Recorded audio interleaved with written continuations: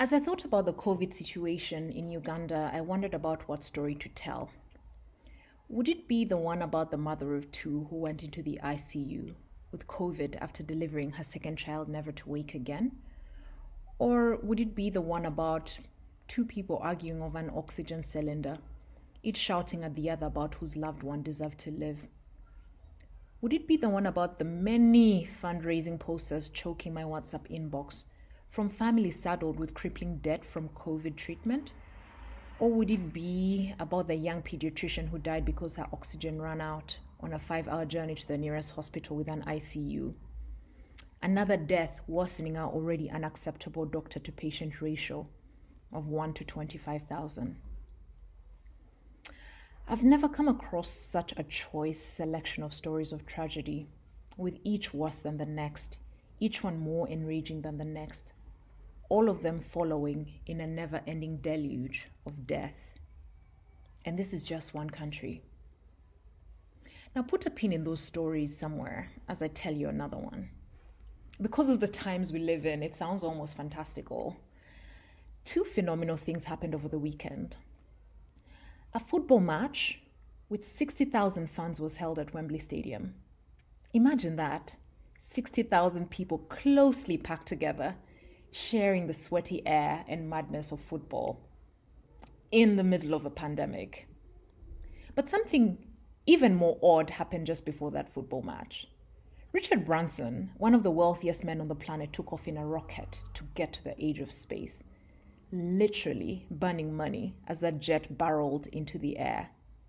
Is there no greater irony in the middle of a pandemic where poverty has reached unprecedented levels? So how did we get to a context where such stories could coexist? Depending on who you ask, you could get responses like, well, African governments have simply put in no effort to respond to their own citizens' plight. Another could say of the match at Wembley, well, we funded innovation and we were able to get vaccines and inoculate our own people. We shouldn't be blamed for other countries' failures to do the same.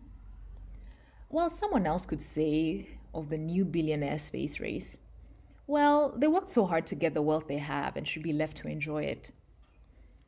On their own merit, all these responses are true and valid, but they do not stand the stress test when subjected to a proper historical and political economic analysis. A proper response to these assertions is long and layered with so many complexities and history that we do not have the time to delve into them with detail. So I'll focus on two things. First, we need to think about the legacy of the World Bank and International Monetary Fund structural adjustment programs of the 80s to the early 2000s. The conditionalities imposed by these international financial institutions, requiring governments to institute austerity measures by cutting funding from public services like education, health, and transport, can clearly be read in the COVID-19 response by African and other global South governments. The very first thing that structural adjustment programs did was delegitimizing the mandate of the state in governing and respecting the social contract between state and citizen. It meant that citizens were still doing their part of paying taxes, but not receiving the public goods that were due to them. The state stopped being seen as the entity to provide these services, and people stopped demanding for accountability from them. So in effect, it also contributed to creating an apathetic citizenry. So there is so much more about the democratic process to unpack here. The next thing it did was create a leadership vacuum, which enabled the private sector to step in and start playing the role of the state by providing education and health at runaway prices, of course. Add in the fact that the economies were liberalized and that governments could no longer fully exercise their regulatory function, then the situation like the one we have arises. Lastly, because the state no longer had resources at its disposal, it could not fund research and development for things such as new drugs. The fact that most of the vaccines on the market are publicly funded in part or fully is testament to the missed opportunities that African governments could have taken advantage of, perhaps if institutions were properly funded. I make these reflections fully aware of the many incompetencies and unfettered corruption that dogs African states. What I'm trying to stress is that this is not the only story, and that structural geopolitical issues have a higher bearing on the outcomes for health and well-being for Africans than do African leaders themselves. The second issue I'd like to raise is the one of transfer of wealth from the global south to the north, exacerbating existing inequalities. In unpacking this, the legacy of colonialism comes to bear. We need to remember that the current global trading relationships we have began from a position of imbalance in power, with the conqueror trading with the conquered. Of course, that could never be an equitable relationship, and that legacy lives on today. It means that even when we trade, we can never have enough to fund our budgets and strengthen our health systems. The other thing I'd like to reflect on is the transfer of wealth through illicit financial flows, particularly commercial tax abuse, focusing on tax evasion and avoidance.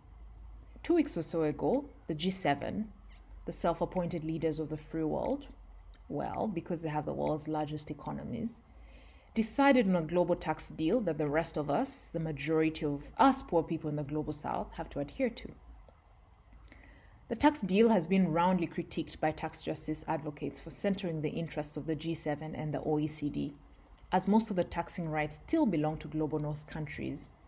Because one, that's where most multinational corporations are headquartered, and also because the minimum tax rate of 15% proposed is simply inadequate to retain wealth for the countries where business is being conducted in the global south. Africa loses about $89 billion to illicit financial flows every year. Think about what that money could do. Maybe we could find our own vaccine? Maybe. There is no single thing that has contributed more to the explosion in the number of billionaires globally than aggressive tax planning. That's why billionaires have so much spare change to burn on fuel in this new space race. So where do we go from here? The financing for development agenda for fulfillment of the Sustainable Development Goals rests on increasing domestic resource mobilization. So the thing that we have to crack is getting more money to remain on the African continent. That means we need to change the tax system as it currently stands.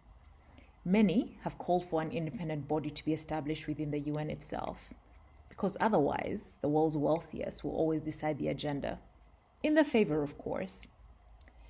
We need to deploy resources responsibly. African governments need to be held accountable for the manner in which resources are being used and regulated. At the same time, we must hold international financial institutions responsible, as they have continually channeled funds to governments, even when they are seen to be blatantly corrupt, as they look to advance their own interests. Without a sturdy, well-financed and inclusive health system, everything else falls apart. A year and a half into this pandemic, this should not be an issue on which we can equivocate.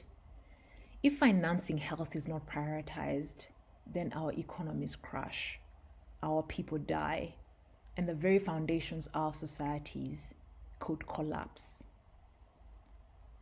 I'd like to finish off with a quote from a Dr. Tumuine from Uganda, eulogizing the pediatrician who died of COVID en route to the hospital 5 hours away. Prayer is not an effective public health strategy, he says. So let us fund healthcare. Everything, literally everything, depends on it.